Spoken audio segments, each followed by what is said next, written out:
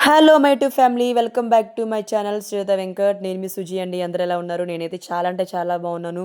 మీరందరూ కూడా ఎలా ఉన్నారనేది నాకు కామెంట్ సెక్షన్లో అయితే కామెంట్ చేసేయండి. అండ్ ఈరోజు వ్లాగ్ వచ్చేసి ఇది లాస్ట్ సాటర్డే వ్లాగ్ అనమాట.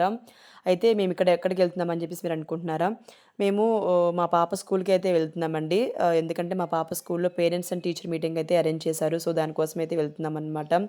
ఇంకా మా చదువులు ఎప్పుడో సంతకెక్కినీళ్ళండి. ఇంకా మా పిల్లల కోసమని చెప్పేసి స్కూల్‌కి వెళ్ళాలి కదా! సో ఇలాంటి మీటింగ్స్ అన్నీ కూడా అటెండ్ అవ్వాలి. సో దానికోసమని చెప్పేసి వెళ్తున్నామనమాట. ఇంకా అయితే నేను ఇంట్లో అయితే టిఫిన్ అయితే ఏం ప్రిపేర్ చేయలేదు. ఇంకా మన హాస్టల్‌లో ఏమన్నా టిఫిన్ ఉందేమో అని చెప్పేసి వచ్చాను. వస్తే ఇక్కడ కూడా ఏం లేదన్నారనమాట. ఇంక సరే వచ్చిన దారముంటే మళ్ళీ వెనక్కెళ్ళి ఇంక బయట టిఫిన్ చేసేసి అయితే ఇక్కడైతే స్కూల్‌కైతే వచ్చామనమాట. ఇక్కడ మా పాప ఏంటంటే స్కూల్‌కి వెళ్ళిన దానికన్నా కూడా ఇంట్లో ఉన్నదే ఎక్కువుందనమాట. ఎందుకంటే ఈ సంవత్సరము కొత్త స్కూల్‌లో వేసామండి. అయితే ఈ సరౌండింగ్స్ అన్నీ గూడా కొత్తగా అయ్యేసరికి టీచర్స్, ఇంకా ఫ్రెండ్స్, ఇంకా ట్రాన్స్‌పోర్ట్, వ్యాను అయన్నీ కూడా కొత్తగా అయ్యేసరికి మా పాపకి చాలా అంటే చాలా భయమేసిందనమాట. సరే పిల్లలు ఏడుస్తున్నా కూడా మనం స్కూల్‌కి పంపించకపోతే ఎలాగండి? ఇంక స్కూల్‌కి ఏడుస్తున్నా కూడా పంపించేవాళ్ళం అనమాట. ఇంక అలా మెల్లగా అలవాటవుతుందిలే అనుకున్న టైంలో ఏంటంటే హెల్త్ ఇష్యూ అనేది వచ్చిందనమాట పాపకి. సో, అప్పుడొక 15 డేస్ అలా గ్యాప్ ఇచ్చింది. ఇంక సరే మళ్ళీ అలవాటు పడుతుంది, మళ్ళీ వెళ్తుంది అనుకున్న టైంలో మళ్ళీ ఇప్పుడు చెయ్యి విరగ్గొట్టుకుందనమాట. సరే వెళ్ళిన రోజుల్లోనైనా ఎలా ఉంది అని జెప్పేసి కనుక్కుందామని జెప్పేసి వెళ్ళామనమాట స్కూల్‌కి. మేమొచ్చేసరికి చాలామంది పేరెంట్స్ కూడా వచ్చేసారనమాట. మీటింగ్స్ కూడా జరుగుతున్నాయి. ఇంకా వాళ్ళలో ఏంటంటే మాకు తెలిసిన కొంతమంది ఫ్రెండ్స్ కూడా కలిసారు.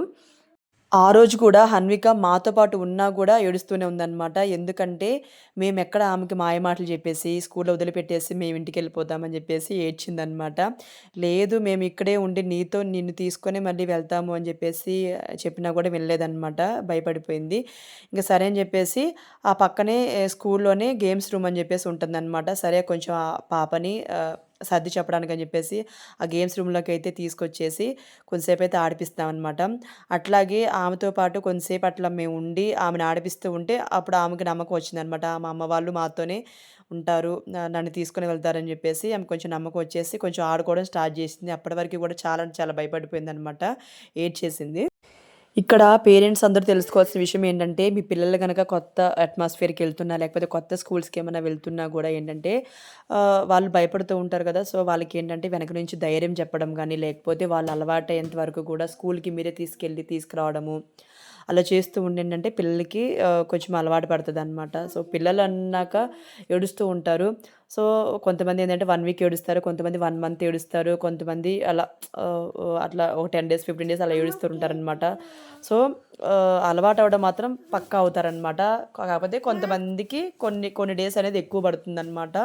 సో, కొంచెం ఈ విషయంలో అయితే పేరెంట్స్ అయితే చాలా అంటే చాలా కేర్ తీసుకోవాలి.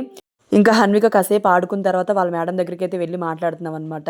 ఇంక ఫోన్ ఎలో లేదు రూమ్‌లోకి. ఇంక వీడియో గూడా ఏం తీయలేకపోయామనమాట. ఆ క్లిప్ మిస్ అయింది. సో, ఇదండి ఇంకా వాళ్ళ మేడంతో అయితే మాట్లాడేసి అయితే ఇంటికైతే వచ్చేసాము. ఇంకా ఇదండి ఈరోజు వ్లాగు. సో, ఈ వీడియో గనుక మీకు నచ్చితే లైక్ చేయండి, షేర్ చేయండి, కామెంట్ చేయండి అండ్ సబ్స్క్రైబ్ కూడా చేసుకోండి. మీ సపోర్ట్ అనేది ఎప్పుడు నాకు ఇలాగే ఉండాలని జెప్పేసి నేను మనస్ఫూర్తిగా కోరుకుంటున్నాను. Thank you so much to all my friends.